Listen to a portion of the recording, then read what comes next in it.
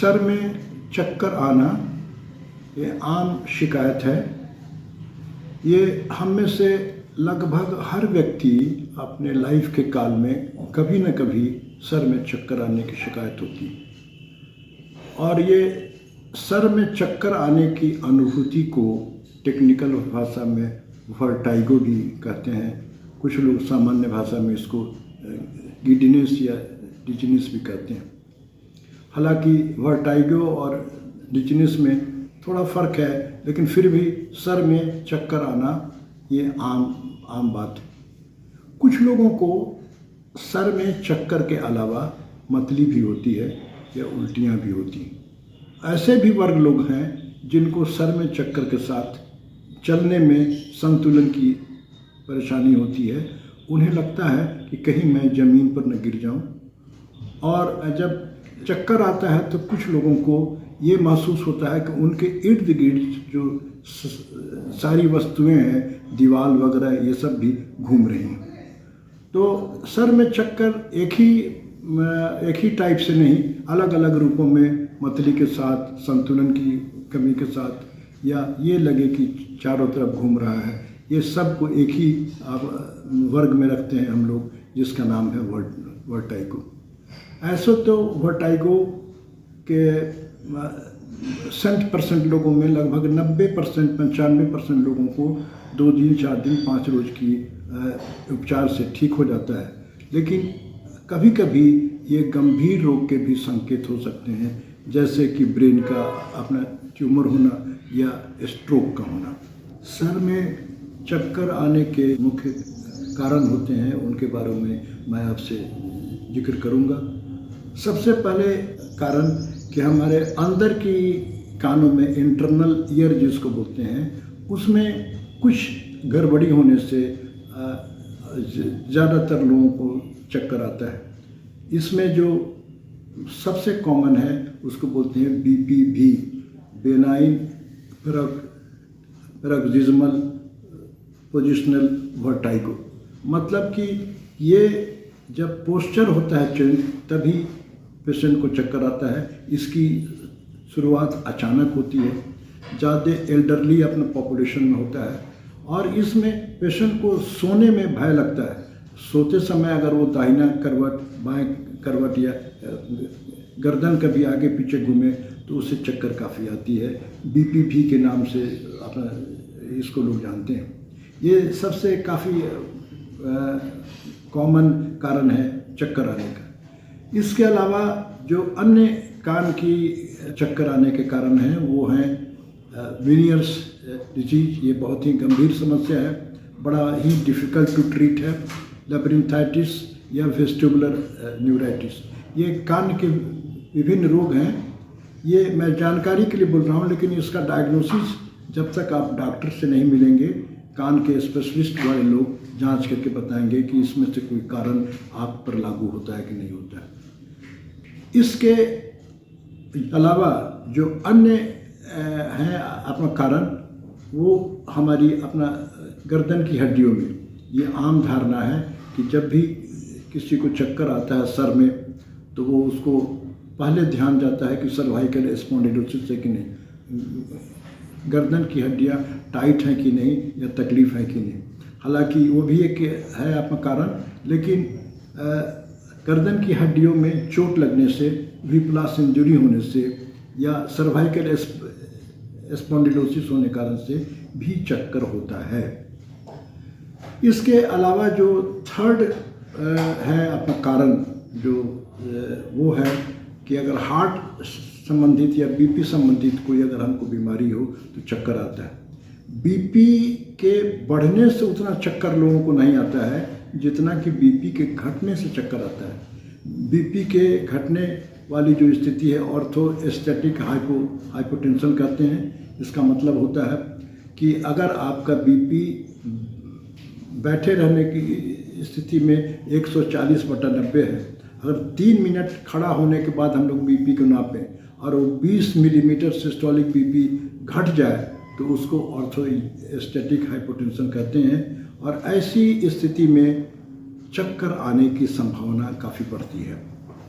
कि जिनको भी BP पहले से है और वो दवाइयों का सेवन कर रहे हैं, उनका दायित्व बनता है कि बीपी जब भी नाप कराएं तो सुपाइन पोजीशन में लेट करके और 3 मिनट खड़े होने के बाद कराएं। जो बीपी खड़े होने के बाद रिकॉर्ड आता है वही सही है बीपी, और हमेशा ध्यान रहे कि 130/90 से कम बीपी नहीं होना चाहिए। अगर इससे होगा कम तो आपको चलने में बैलेंस की दिक्कत हो सकती है या चक्कर भी आ सकता है। इसके अलावा हार्ट फेलियर में जो पेशेंट हैं उसमें भी चक्कर आने की संभावना बहुत बढ़ती है। कार्डियक एरिथमिया मतलब कि हार्ट रेट की गति असामान्य हो जाती है, कभी फास्ट कभी स्लो या इरेगुलर होती है, उसमें भी चक्कर आने की काफ़ी संभावना होती है। इसके अलावे एक वर्ग है जो जाने अनजाने में उनको चक्कर आते हैं, जो लोग ऐसी दवाइयों का सेवन करते हैं जिसके लंबे समय तक इस्तेमाल के बाद भी चक्कर आ सकता है। उस वर्ग में एंटीबायोटिक का नाम सबसे पहले आता है, स्ट्रेप्टोमाइसिन और जेंटिसिन एंटीबायोटिक। ये 2 एंटीबायोटिक से अंदर की कानों पर वेस्टिबुलर सिस्टम पर असर पड़ता है और चक्कर आ सकता है। एंटीहिस्टामिनिक एंटी डिप्रेसेंट जो डिप्रेशन में SSRI दवाएं इस्तेमाल होती है उसमें भी चक्कर आने की गुंजाइश रहती है। इन सब फैक्टर्स के अलावा जो चक्कर आने के अन्य हमारे अपना कारण है वो है एंग्जाइटी और स्ट्रेस। अगर आपको बहुत ज़्यादा स्ट्रेस एंग्जाइटी है तो भी चक्कर आने की संभावना रहती है। अल्कोहल का अगर आप ज़्यादा सेवन और रेगुलर सेवन करते हैं तो देखा गया है कि उनमें भी चक्कर आने की अपनी गुंजाइश काफ़ी हद तक बढ़ती है। और एक वर्ग है डिहाइड्रेशन। जाने अनजाने में हम लोग पानी का इस्तेमाल अपना कम करते हैं। मेडिकल साइंस की मान्यता है कि अगर आप अपने को हाइड्रेट नहीं करेंगे, आपके शरीर में पानी और इलेक्ट्रोलाइट की मात्रा अगर ऑप्टिमम नहीं होगी, समुचित नहीं होगी, तो आपको चक्कर आ सकता है। और एक डायबिटिक के जो लोग पेशेंट हैं उनमें भी चक्कर की आम शिकायत होती है, और उसका कारण होता है चीनी का ब्लड में ज़्यादा नहीं होना, चीनी का ब्लड में कम होना, जिसको हाइपोग्लाइसीमिया के नाम से जाना जाता है। अगर आप डायबिटिक हैं और दवा खाते हैं तो आपका दायित्व बनता है कि हर 3 घंटे पर कुछ न कुछ खाएं ताकि आपके ब्लड में चीनी की मात्रा नहीं कम हो। दूसरा दायित्व है फ्रीक्वेंट मॉनिटरिंग।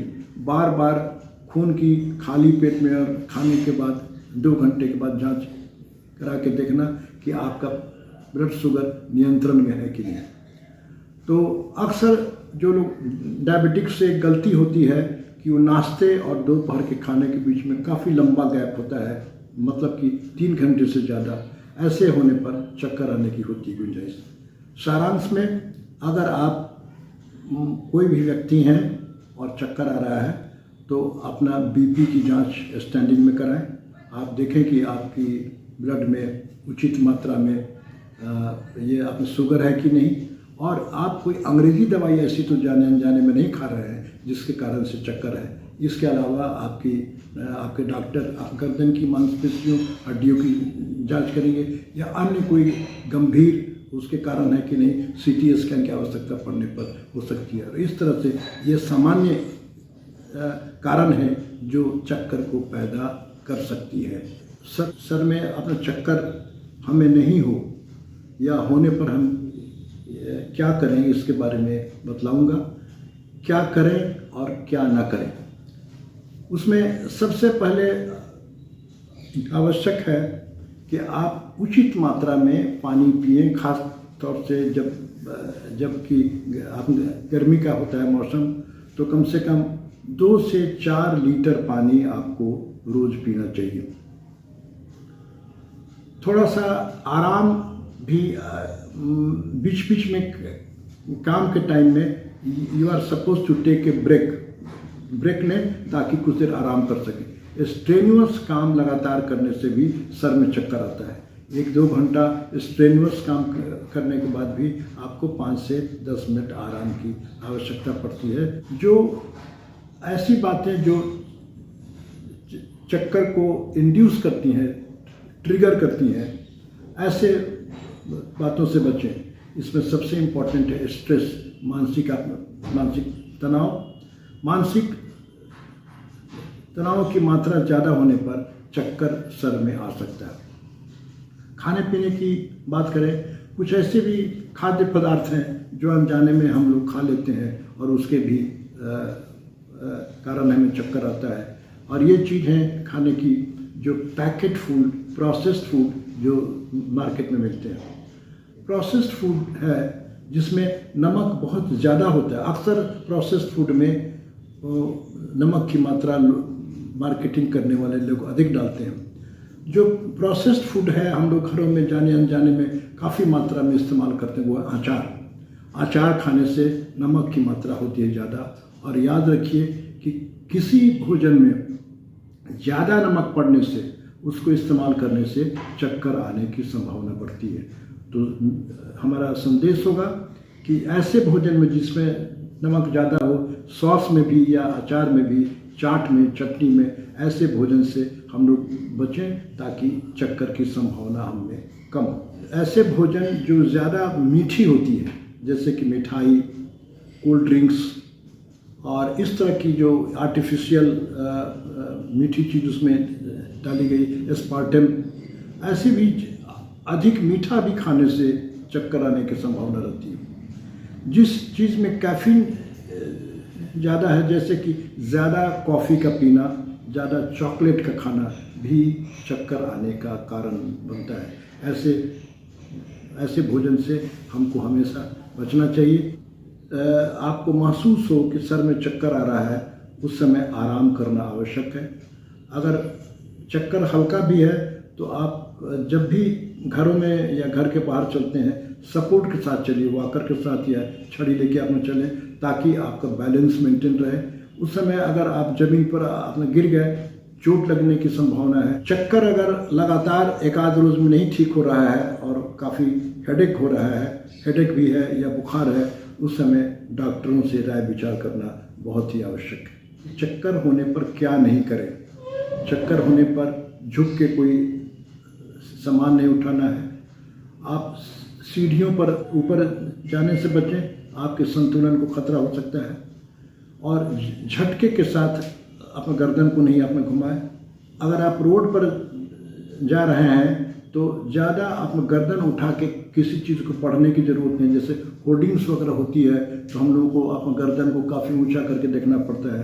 तो आप गर्दन को बहुत ज़्यादा ऊंचा करके किसी चीज़ को देखने से भी चक्कर आ सकता है। ऐसी जो मूवमेंट है उससे हम लोगों को बचना चाहिए। चक्कर का उपचार क्या होता है? चक्कर का उपचार, उसमें सबसे पहले आती है आराम करें, अपने आप को हाइड्रेट करें, पानी उचित मात्रा में लें।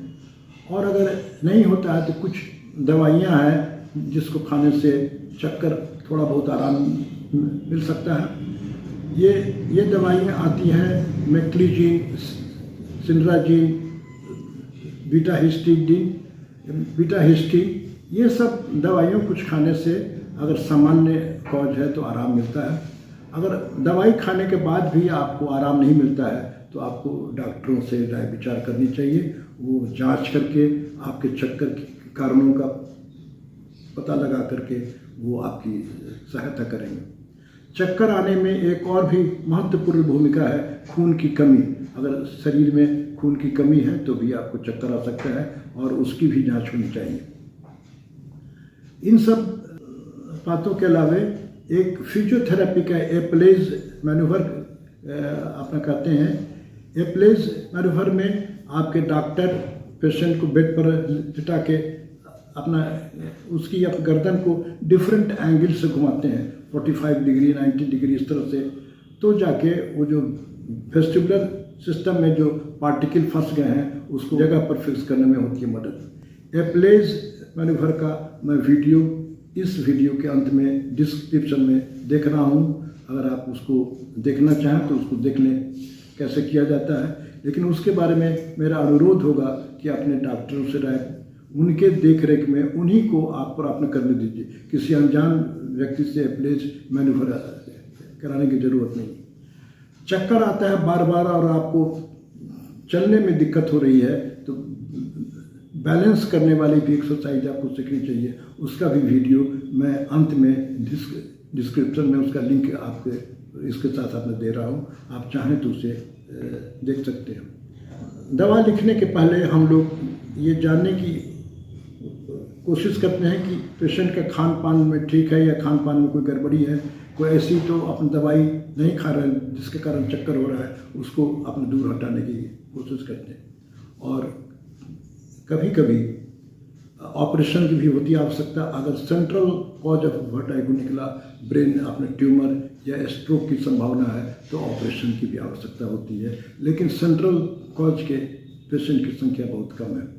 इन्हीं बातों के साथ मैं डॉक्टर ए.के. गुप्ता अपने वीडियो को समाप्त करता हूं।